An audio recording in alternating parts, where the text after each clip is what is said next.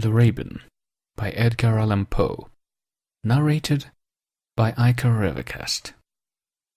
Once upon a midnight dreary, while I pondered weak and weary over many a quaint and curious volume of forgotten lore, while I nodded, nearly napping, suddenly there came a tapping, as of someone gently rapping at my chamber door.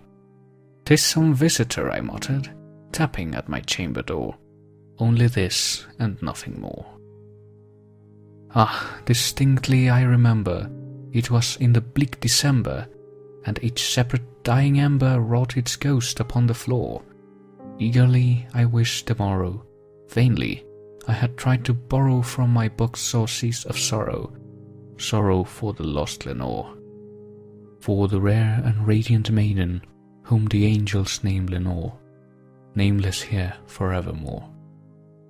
And the silken, sad, uncertain rustling of its purple curtain thrilled me, filled me with fantastic terrors never felt before, so that now, to still the beating of my heart, I stood repeating, "'Tis some visitor entreating entrance at my chamber door, some late visitor entreating entrance at my chamber door.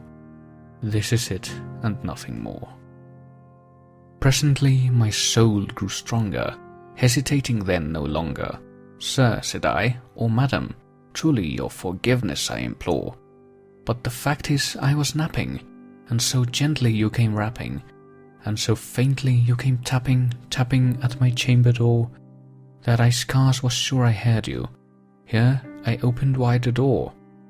Darkness there, and nothing more." Deep into that darkness peering, long I stood there wondering, fearing, doubting, dreaming dreams no mortal ever dared to dream before. But the silence was unbroken, and the darkness gave no token, and the only word there spoken was the whispered word, "Lenore." This I whispered, and an echo murmured back the word, "Lenore." Merely this, and nothing more. Then into the chamber turning, all my soul within me burning, soon I heard again a tapping somewhat louder than before. "Surely," said I, "surely that is something at my window lattice. Let me see then what thereat is, and this mystery explore. Let my heart be still a moment, and this mystery explore. 'Tis the wind, and nothing more." Open here I flung the shutter, when, with many a flirt and flutter, in there stepped a stately raven of the saintly days of yore. Not the least obeisance made he, not an instant stopped or stayed he, but, with mien of lord or lady, perched above my chamber door, perched upon a bust of Pallas, just above my chamber door, perched and sat, and nothing more. Then this ebony bird, beguiling my sad fancy into smiling, by the graven stern decorum of the countenance it wore, "Though thy crest be shorn and shaven, thou," I said, "art sure no craven, ghastly, grim, and ancient raven, wandering from the nightly shore. Tell me what thy lordly name is on the night's Plutonian shore." Quoth the raven, "Nevermore." Much I marvelled this ungainly fowl to hear discourse so plainly, though its answer little meaning, little relevancy bore. For we cannot help agreeing that no sublunary being ever yet was blessed with seeing bird above his chamber door, bird or beast upon the sculptured bust above his chamber door, with such name as Nevermore.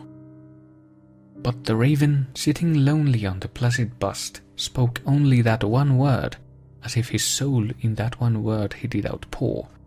Nothing farther than he uttered, not a feather than he fluttered, till I scarcely more than muttered, "Other friends have flown before.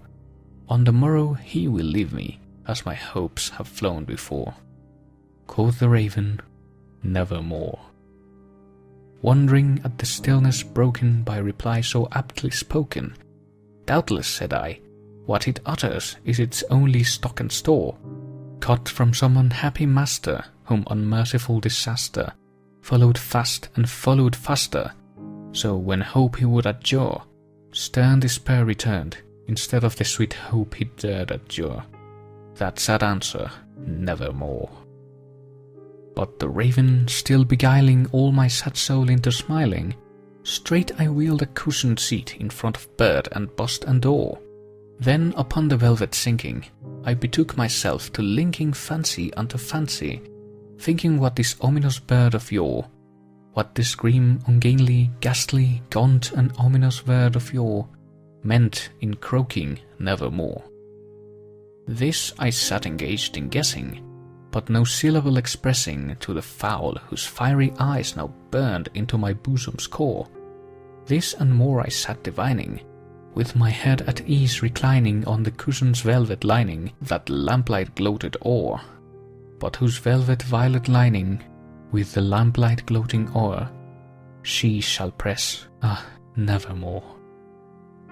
Then methought the air grew denser, perfumed from an unseen censer, swung by angels whose faint footfalls tinkled on the tufted floor. Wretch, I cried, thy God hath lent thee, by these angels he hath sent thee, respite and nepenthe from thy memories of Lenore. Let me quaff this kind nepenthe, and forget this lost Lenore. Quoth the raven, nevermore. Prophet, said I, thing of evil, prophet still if bird or devil, whether tempter sent, or whether tempest tossed thee here ashore, desolate, yet all undaunted, on this desert land enchanted, on this home by horror haunted, tell me truly, I implore, is there a balm in Gilead? Tell me, I implore. Quoth the raven, nevermore. Prophet, said I, thing of evil, prophet still, if bird or devil, by that heaven that bends above us, by that God we both adore, tell this soul with sorrow laden if, within the distant Aidenn, it shall clasp a sainted maiden whom the angels name Lenore, clasp a rare and radiant maiden whom the angels name Lenore. Quoth the raven, nevermore. Be that word our sign of parting, bird of fiend, I shrieked, upstarting.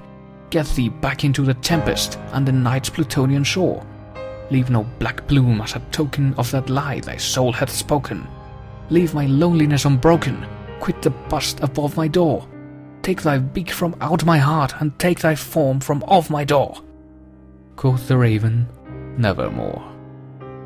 And the raven, never flitting, still is sitting on the pallid bust of Pallas just above my chamber door. And his eyes have all the seeming of a demon that is dreaming, and the lamplight o'er him streaming throws his shadow on the floor, and my soul from out that shadow that lies floating on the floor shall be lifted nevermore.